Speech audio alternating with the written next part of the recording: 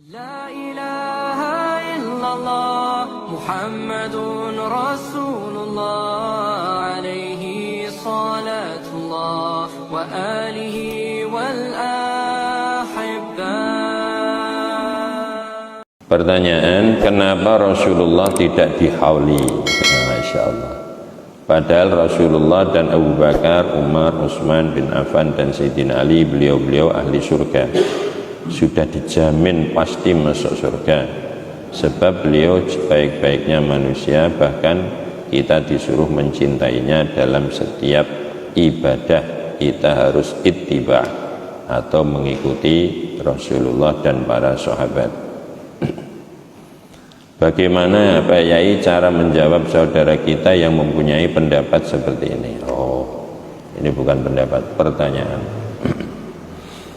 Jadi gini, hukum haul itu sendiri tidak wajib. Jadi kalau lu kenapa kok Mbah Wali itu dikholi, Mbah Wali itu tidak, ya terserah yang mau mengekholi. Karena haul itu sendiri hukumnya tidak wajib, hanya sunnah. Kok bisa sunnah? Ya karena Rasulullah 1 tahun sekali pasti meninjau para syuhada Uhud, kemudian berdoa, dilanjutkan oleh sahabat Abu Bakar, dilanjutkan oleh sahabat Umar, dilanjutkan oleh sahabat Utsman. Itu setahun sekali mengingat orang yang sudah mendahului kita, itu diartikan haul, ya, haul, memperingati setahun sekali orang yang sudah wafat. Jadi pertama harus diketahui dulu hukumnya mengadakan haul itu sunnah. Jadi tidak wajib. Jadi seandainya kita tidak ngekholi Syekh Abdul Qadir, ya tidak apa-apa, tidak dosa.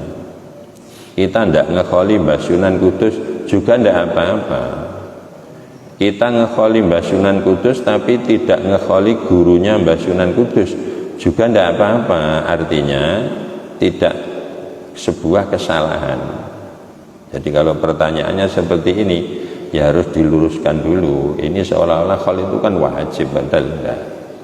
Maka bertanya, loh Rasulullah, sahabat Abu Bakar tidak dikholi kok cikal bakal dikholi.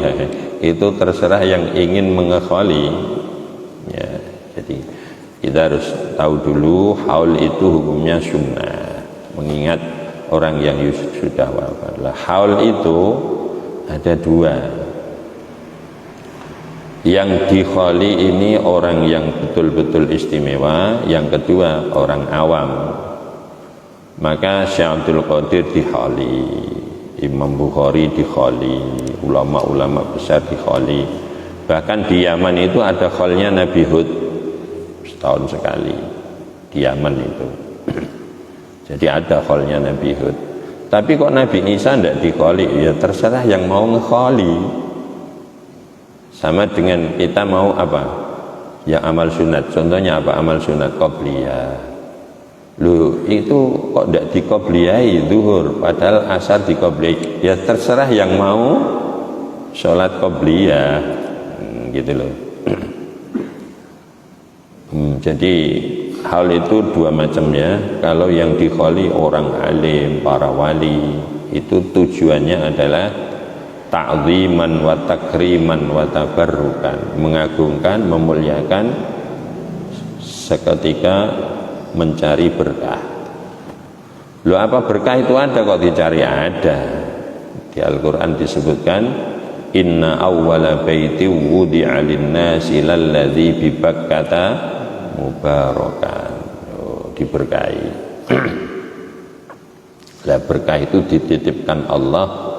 Terserah Allah mau diletakkan di mana. Ada berkah yang diletakkan di air, namanya air Zam-Zam. Ada berkah yang diletakkan di batu, namanya Hajar Aswad. Ada berkah yang diletakkan di apa? Banyak. Nah, secara umum semua para nabi diberkahi Allah. Semua para wali diberkahi Allah. Maka kita cari berkah di situ ada, di situ ada berkah itu ada. Berkah itu apa? Barokah adalah ziyadatul khair. Kita habis ngekholi Mbah Sunan, kebaikannya bertambah ya.